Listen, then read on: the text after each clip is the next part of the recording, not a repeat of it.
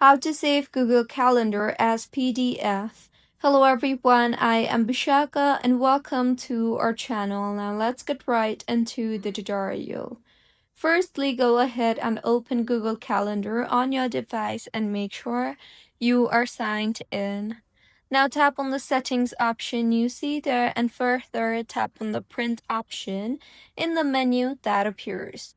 Now go ahead and select the print range, view type, font size, orientation and color and style, and finally tap on the print button.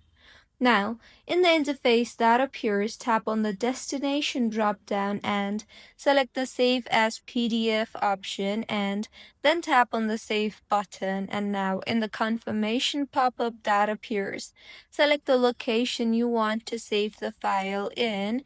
And with this, as you can see, the file has been saved as PDF.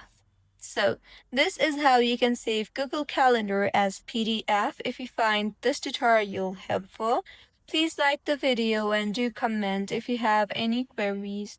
Also, do subscribe to our channel for more helpful tutorials like this.